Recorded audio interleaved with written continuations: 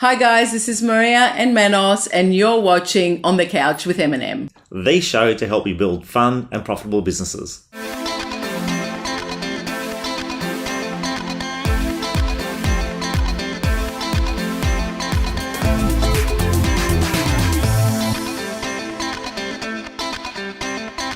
Hi guys, and welcome to another edition of On the Couch with M&M. Today we've got special guest, friend, coach, mentor, Australia's premier coach in real estate, Mr. Tom Panos. Hey guys. So welcome good to have show, you on board. Thank you. Oh, you guys, Thank you.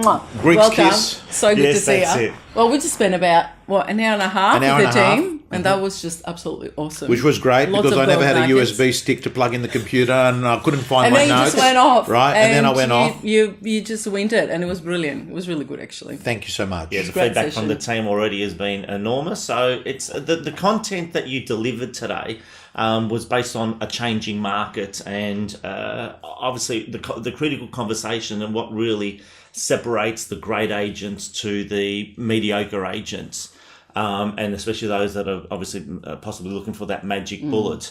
That was a big takeaway. What have you seen in the marketplace before we start talking about business and talking about business owners for a great agent out there that they should be doing? Manos, what I'd say right now, it's a little bit like milk and bread that had an expiry date and that date expired, and what actually has happened is the stuff that real estate agents were doing in Melbourne has had an expiry date. And we're already there. And we're there. And there's a group of people that are sort of saying, but hang on a second, that's the way that I did it. That to me is the minute you hear someone said, this is the way we were doing it, whether you're a leader or a salesperson, straight away, I think we got a problem here, right? The other thing, what I'm seeing is there's a great saying, nothing breeds failure like success. And what's happened, Maria and Manos, is this. For the last 2-3 years, if you were vertical, had a pulse rate, were able to put keys in a door, you sold homes. You might not have been flying first class to Greece, but you still got to Greece and had a holiday there. All of a sudden, what we're seeing is that real estate agents now are realizing you cannot be an order taker. You've got to be a deal maker. The marketplace no longer has got fear of missing out. And that was the KPI that created sales. So if you are a very average agent, let's call it a D grade agent, you got by. And all of a sudden, these people are getting smashed. And the reason why is this saying, nothing breeds failure like success. They became successful. And complacent. Complacent. Because when things are good, guess what? You know what? Yeah, you stop I know doing what the I'm things. doing. Yeah. So that's what I'm seeing. I'm seeing the real estate agents that are doing really, really well at the moment are people that have moved away from that model, which is 4 hours on a laptop, keyboard warriors, shoot emails out, go off and just doing deal drops. These people are struggling. More conversations equals more money, and the people that were great people at having conversations, they're the ones that seem more to be face-to-face? Face-to-face and telephone. On the phone. Face-to-face and telephone. Yeah. Lots of conversations. Manos is saying, he who makes the most calls wins. And be fearful of the competitor who's not afraid of the phone. Oh, I love that. I'll plagiarize that. Yeah, you be go for fearful, it. you know. And it's. I have to say, Manos, people underestimate the power of this device. The reality is that this device here is basically your multimedia company, but people struggle with the concept of how to use it properly. There's two kinds of agents that are using the telephone. We talked about it at your session. You know, if you're watching this video, don't delude yourself. If you're making 100 calls and 95 of those calls sound like this, hi, is Manos there? Have you got a moment? I was wondering. No. Okay, thank you. Tick 1. If you think that's a call, you're lying to yourself. You're lying to your family. You're lying to your principal. You're lying to everyone involved as a stakeholder. A positive call for me is pick up the phone. Hi, is that Manos? Manos, the reason I'm calling is because a property has just been listed in your street. I wanted you to be the first to know. My job is to make sure that I'm the Google of the marketplace. That's why I'm calling. Can I keep you in contact with how it goes? Great, fantastic, done. That's a call. Don't treat two calls the same. So it's not just using the phone, it's actually using the phone effectively. Yeah. Calling with a reason. That's right. So as business owners, and our primary audience is business owners who manage teams, who are looking, who aspire to be business owners and to grow larger teams.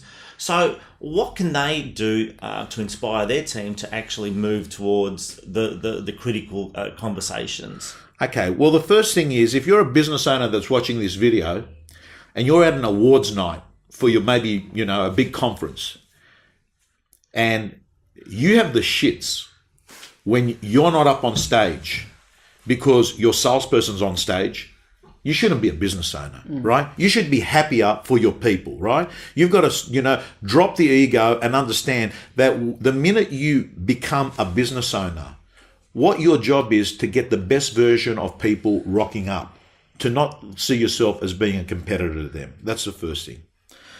The second thing is understand, like to me, Manos and Maria, the word CEO, Chief Executive Officer, in real estate, it's Chief Energy Officer. Yeah. That's what you bring to the table, right? Yeah. You bring, and you got to understand, when you walk into an office, the receptionist, the CSM, the PAs, the letting clerk, the salespeople, they're watching every move you have. Yeah. Your energy introduces you. So you got to understand, you are a reflection of the business.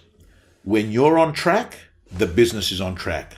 So I would say start with yourself if you're a business owner, right? Yeah. I'm seeing that.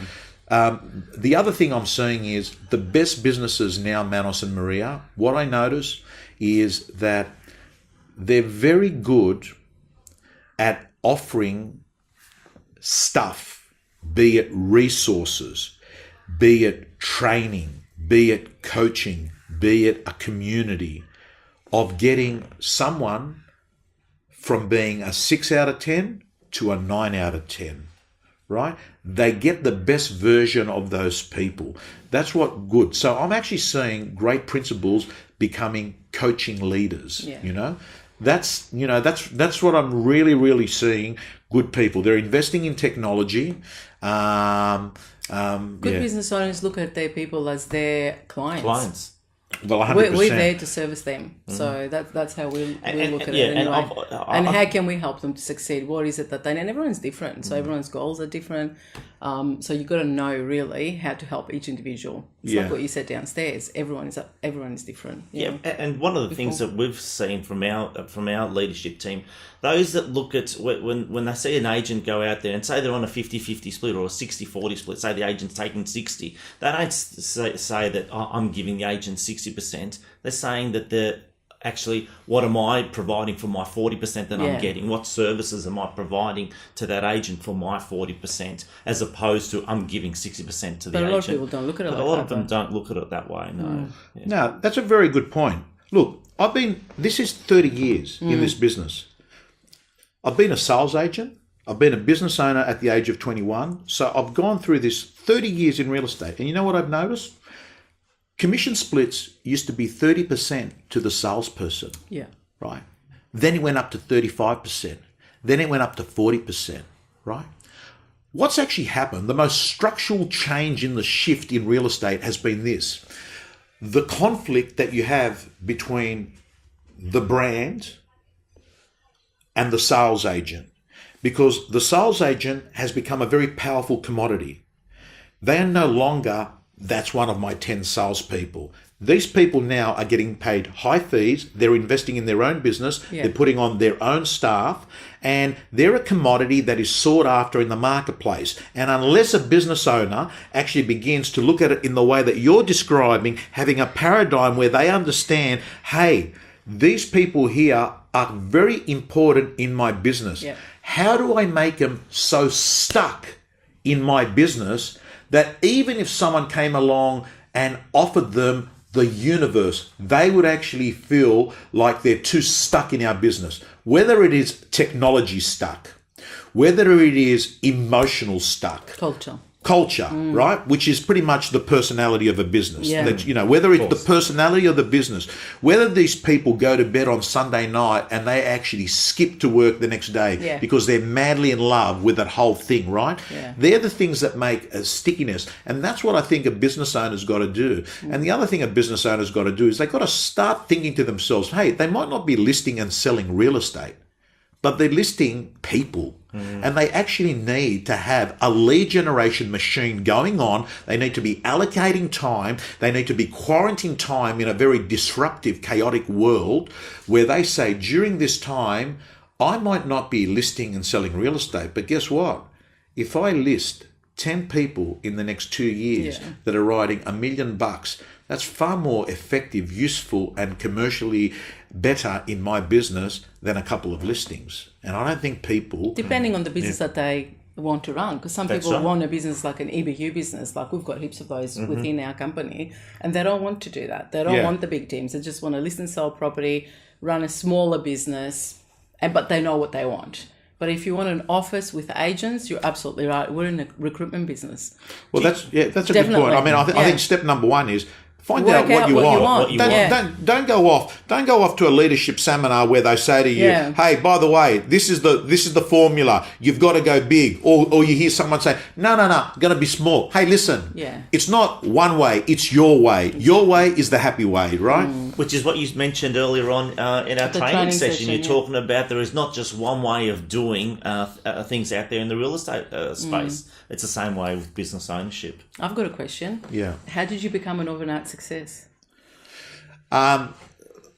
If you actually look, let me tell you that I do not think that I'm successful. Well, I do not think that. I actually think at the moment very famous. I am. Maria, at the moment, I am leaving so much on the table. You got to understand my life. I mean, for the last 15 years, I've been working 60, 70 hours at News Corporation. Everyone sees this guy running around doing training. I mean, here's my life, right? My life is 25 years married, 2 kids, right? So that's super critical. In addition to that, I run an auction business. That's 10 or 12, auctions. I've got, my gym membership, which I absolutely, adore. It's my most important thing. I've got the free blog. I'm doing Sky Business, right? And I'm doing probably about 200 events, right? I still feel that I've got a discontent on where I am versus where I can be. And I've got to tell you, you can do more. I can do more, 100%. And that's because you offer that. That's what Repeat I'm hearing. that again? You want to offer more to people. 100%. Not because you want to make more money or because you want to... Listen, I'm going to run out of time before I run out of money, Maria. Yeah. I'm not, that is such a critical point to understand. And you can tell from the way that you... I'm not saying, by the way, please don't take this as being that I'm super rich. What I'm saying is the mathematical equation here is really simple. I'm at a certain age and no longer now am I thinking, whether the interest rates are 5% or 7%, I'm going to be affected. I'm gone past that. But what I'm getting at is, and I mentioned it downstairs, and that is that there comes a time in your life where you begin to reverse engineer. I'm smart enough because I've had to face mortality at a young age. I reverse engineer my life, and I'm thinking to myself, there's going to be a day where I'm going to be in palliative care. It could be 75, 80 years of age, and I'm going to be thinking to myself, okay, I've got 5 hours to live. Have I lived a true life, or have I got a life of regret? And what I'm doing now is I'm chasing time, because I know 100% the most crucial commodity I have is not my property, is not my shares, it's not my cars. The most crucial commodity that I have is time. It's non-renewable, right? And what you do with it, what you choose to do with it every day. Yeah. So, and I think leadership, to me, what great leadership, and I know that the audience that watches this is about leadership. At the end of the day, a P&L is the applause you get for good leadership. But if you are spending your time attached to the P&L, you're going to be a shit leader. That's right. Just like a real estate agent that is attached to the commission, right? The minute you start, looking at it's commission breath, and that applies to leaders, and that applies to and I think I think Manos and Maria, you guys have been, how long have you been in business now? Eview, 11 years. 11 years. Business, a long time. A long time. You know that, to me, what leadership is about is you're in a plane. The plane is turbulent. The plane is being thrown around left, right, and centre. There's 300 people in the plane. Everyone is scared shitless. Everyone feels like this is the one that's going down. the flight attendants are rushing to the seats. You can feel that there's fear. What leadership is not the person that's sitting there screaming, not the person that actually starts crying. It's the person that sits in the plane that says, okay, we've got turbulence now. It's going to be bad for 5-10 minutes, but it's going to go away. What do? I have to pacify people next to me. I have to actually make them feel that even if I am a little bit scared, I have to be someone that makes this bearable for everyone here. That's what a great leader does, right? The ability to not be the person that gets scared, not be the person that totally disengages, the person that says, guys, girls, I'm letting you know, we got some challenging situations, but the good news is we get past here, look at where we're going. Blue skies. Yeah. That's awesome. That was a great analogy. Amazing analogy. Any other questions? No, I think... We could be sitting here talking for a long time, but you've got to go. So thank you so much. Tom, absolute pleasure having you. Obviously, present to the team. Absolute pleasure having you, obviously, present on the couch with M&M. So thank you so much for joining us. Thank you so much. Thank you. And thank you. Thank you so much. Thank you, to get another kiss. Thank you. Thank you, guys. Guys, thanks for watching and hope to see you on the next episode. See you guys.